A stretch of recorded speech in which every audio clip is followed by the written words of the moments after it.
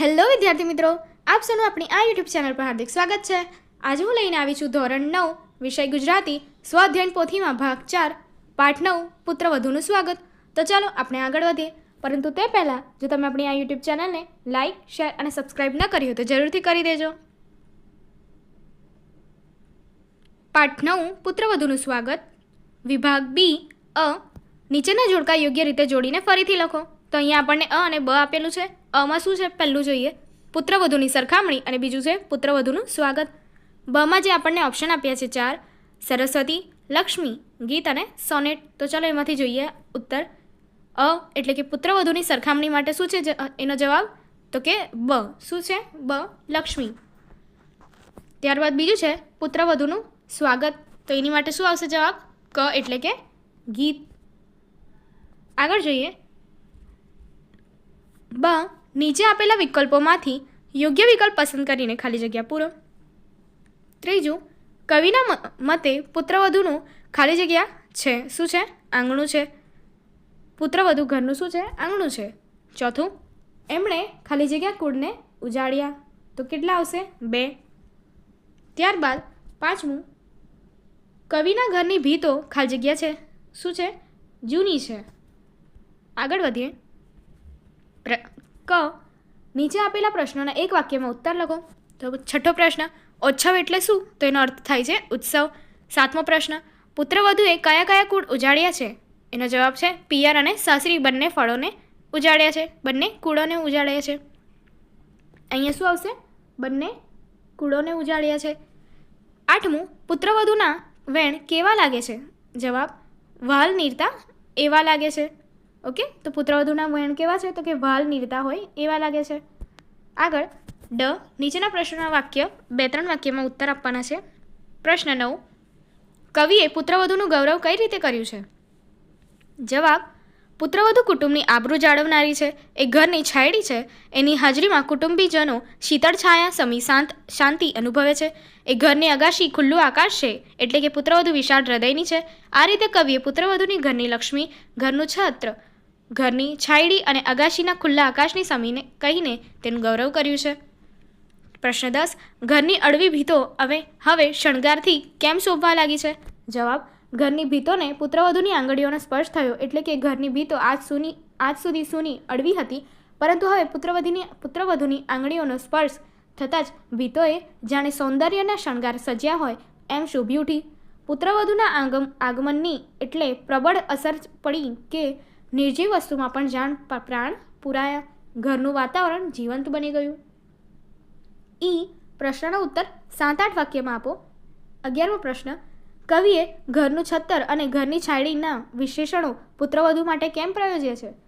જવાબ, પુત્રવધુનું આગમન ઘર માટે ઉત્સવ બની ગયું છે એમ કવિ કહે છે, કારણ કે પુત્રવધુનું આગમન એટલે લક્ષ્મીનું આગમન। ઘરમાં પ્રવેશતા જ એણે ઘરમાં જાણે મીઠી સુગંધ ફેલાવી દીધી, એની આંગળીઓના સ્પર્શથી સૂની ભીતો જાણે સૌંદર્યના શણગાર સજ્યા હોય એમ શોભી ઉઠી।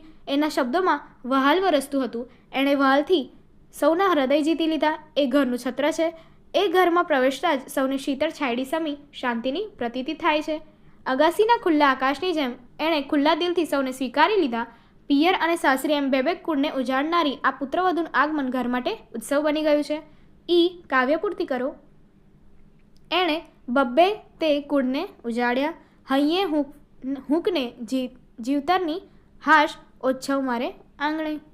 વિભાગ સી વ્યાકરણ વિભાગ છે, ચલો જોઈએ। સૂચના પ્રમાણે કરવાનું છે। પ્રશ્ન 12માં સાચી જોડણી શોધીને લખવાની છે। તો અહીંયા આપણને સુગંધ માટે આપેલું છે, તો સુગંધ માટે આ સાચી જોડણી કઈ છે? આ, તો આપણે એ લખશું સામે। અને ટહુકાર માટે તો આ બીજા નંબરની છે, તો આપણે એ લખશું। પ્રશ્ન 13, નીચે આપેલા શબ્દોના ધ્વનિ છૂટા પાડો। તો અહીંયા ઓછવ આપેલો છે, તો ઓછવ માટે શું થશે? ઓ, પછી ચ અડધો છે એટલે કે ખોડો આવશે એ, પછી છ ખોડો આવશે એ, પછી છ એટલે કે એના પછી અ આવશે એ, પ્લસ વ ખોડો અને અ એટલે કે ઓછવ। ત્યારબાદ બીજો શબ્દ છે વાલપ, તો વાલપ માટે બી વ કેવો આવશે? ખોડો, ત્યારબાદ હ ખોડો અને વાલ એટલે કે આ લાગશે, પ્લસ લ આવશે એ ખોડો આવશે, ત્યારબાદ ફરી અ આવશે, ત્યારબાદ પ ખોડો આવશે અને ફરીથી અ આવશે। ત્રીજું છે ઉજાડ્યા, ઉજાડ્યા માટે ઉ આવશે, જ ખોડો આવશે, એના પછી આ આવશે અને ડીયા માટે શું આવશે? ડ અને ખોડો અને ઈ આવશે. ત્યારબાદ યા માટે ય ખોડો અને આ લાગશે. પ્રશ્ન 14. નીચેની સંજ્ઞાઓના આપેલા વિકલ્પોમાંથી સાચો પ્રકાર લખો. પહેલું છે ભીતો. ભીતો શું છે? જાતિવાચક છે. ત્યારબાદ છે હાશ એટલે કે શું છે? ભાવવાચક છે. ત્યારબાદ છે ઉત્સવ એટલે કે શું છે? ઉત્સવ એ શું છે? જાતિવાચક છે, જે અહીંયા આપણને આપેલું નથી, તો એનું શું આવશે ઉત્તર? જાતિવાચક છે. ત્યારબાદ પ્રશ્ન 15. વિશેષણોના પ્રકાર જણાવો.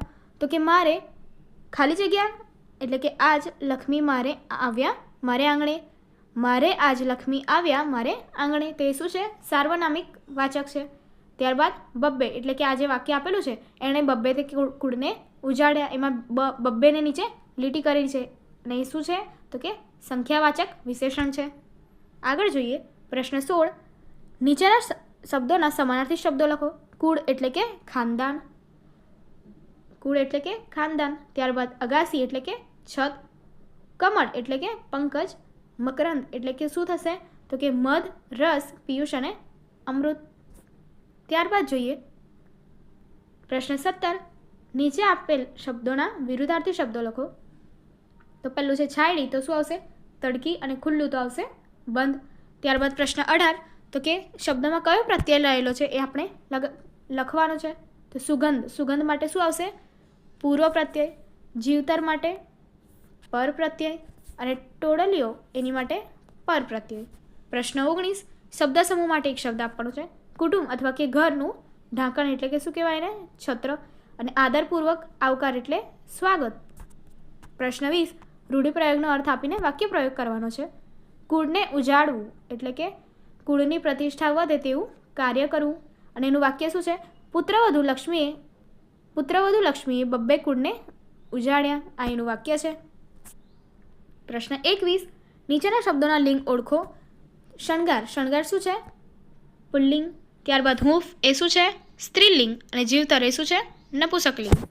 પ્રશ્ન 22. નીચેના વાક્યોના કાળ ઓળખો. લાવ્યો સો કમલની સુગંધ એટલે શું છે? ભૂતકાળ. અને બીજું એ તો ઘરનું છત્તર છે એ શું છે? વર્તમાન કાળ.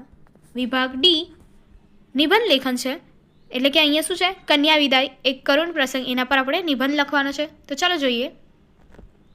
કન્યા વિદાય એક કરુણ પ્રસંગ. કન્યા વિદાય હિન્દુ સમાજમાં લગ્નોત્સવનો અંતિમ અને સૌથી ભાવનાત્મક પ્રસંગ છે. આ ક્ષણમાં આનંદ અને વિયોગ બંને ભાવનાઓનું અનોખું મિશ્રણ જોવા મળે છે. એક તરફ પુત્રીના નવા જીવનની શરૂઆતનો આનંદ હોય છે, તો બીજી તરફ જન્મથી ઉછેરીને મોટી કરેલી દીકરીથી વિયોગનું દુઃખ હૃદયને સ્પર્શી જાય છે. એમાં પહેલું છે સંબંધોના ભાવનાત્મક બંધન. કન્યાના મા બાપ માટે તે માત્ર દીકરી નથી, પરંતુ તેમના જીવનનો આધાર, પ્રેમ અને આશાનું પ્રતીક છે. તેની વિદાય વખતે ઉછેરની યાદો, બાળપણના રમકડા, શૈતાનીઓ અને તેની દરેક સફળતાના આંખ સામે કરતી રહે છે. બીજું, માતા પિતાની મમતા અને પીડા, પાલન પોષણમાં કરેલી મહેનત, સંસ્કાર અને સપનાઓને બધું જ એક ક્ષણમાં યાદ આવી જાય છે. દીકરીને સુખી જીવન મળે તે પ્રાર્થનાની સાથે જ મનમાં ધીમું દુઃખ પણ રહે છે કે હવે પોતાના ઘરથી દૂર જતી રહેશે. ત્રીજું, કન્યાના મનની સ્થિતિ, એટલે કે દીકરી માટે પણ આ પ્રસંગ સરળ નથી. પોતાના ઘર, માતા પિતા અને ભાઈ બહેનને છોડીને નવા ઘરના સંબંધો સ્વીકારવાની જવાબદારી તેના હૃદયમાં અચાનક ખાલીપણું જન્માવે છે.